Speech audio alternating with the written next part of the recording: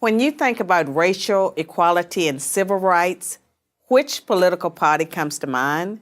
The Republicans or the Democrats? Most people would probably say the Democrats, but this answer is incorrect. Since its founding in 1829, the Democratic Party has fought against every major civil rights initiative and has a long history of discrimination. The Democratic Party defended slavery, started the Civil War, opposed Reconstruction, founded the Ku Klux Klan, imposed segregation, perpetrated lynchings, and fought against the Civil Rights Acts of the 1950s and 1960s. In contrast, the Republican Party was founded in 1854 as an anti-slavery party. Its mission was to stop the spread of slavery into the new Western territories with the aim of abolishing it entirely.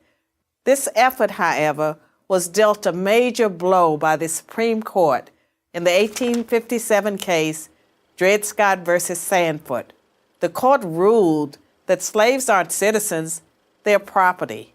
The 7 justices who voted in favor of slavery, all Democrats. The 2 justices who dissented, both Republicans. The slavery question was, of course, ultimately resolved by a bloody civil war. The commander-in-chief during that war was the first Republican president, Abraham Lincoln, the man who freed the slaves. 6 days after the Confederate Army surrendered, John Wilkes Booth, a Democrat, assassinated President Lincoln. Lincoln's vice president, a Democrat named Andrew Johnson, assumed the presidency.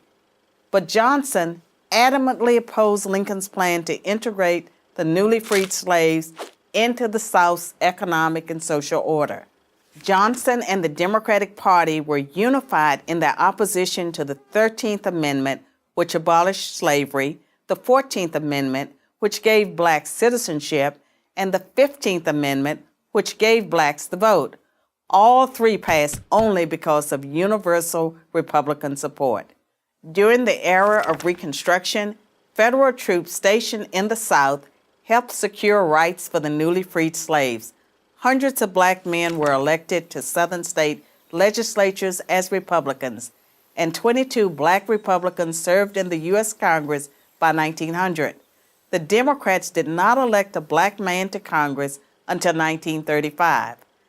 But after Reconstruction ended, when the federal troops went home, Democrats roared back into power in the South.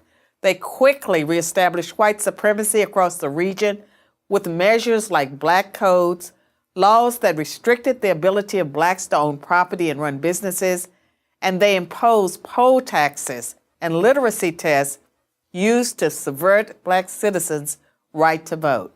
And how was all of this enforced? By terror, much of it instigated by the Ku Klux Klan, founded by a Democrat, Nathan Bedford Forrest. As historian Eric Foner, himself a Democrat, notes, in effect, the Klan was a military force serving the interests of the Democratic Party. President Woodrow Wilson, a Democrat, shared many views with the Klan. He resegregated many federal agencies and even screened the first movie ever played at the White House, the racist film, The Birth of a Nation, originally entitled The Klansman. A few decades later, the only serious congressional opposition to the landmark Civil Rights Act of 1964 came from Democrats.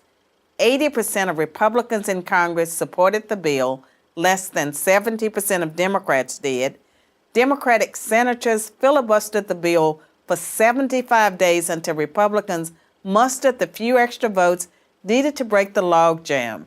And when all of their efforts to enslave blacks, keep them enslaved, and then keep them from voting had failed, the Democrats came up with a new strategy. If black people are going to vote, they might as well vote for Democrats, as President Lyndon Johnson was purported to have said about the Civil Rights Act.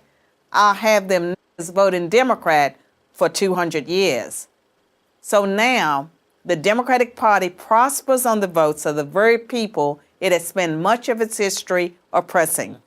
Democrats falsely claim that the Republican Party is the villain when in reality it's the failed policies of the Democratic Party that have kept blacks down. Massive government welfare has decimated the black family. Opposition to school choice has kept them trapped in failing schools. Politically correct policing has left black neighborhoods defenseless against violent crime. So when you think about racial equality and civil rights, which political party should come to mind? I'm Carol Swain, professor of political science and law at Vanderbilt University for Prager University. Thanks for watching. To keep our videos free, click here.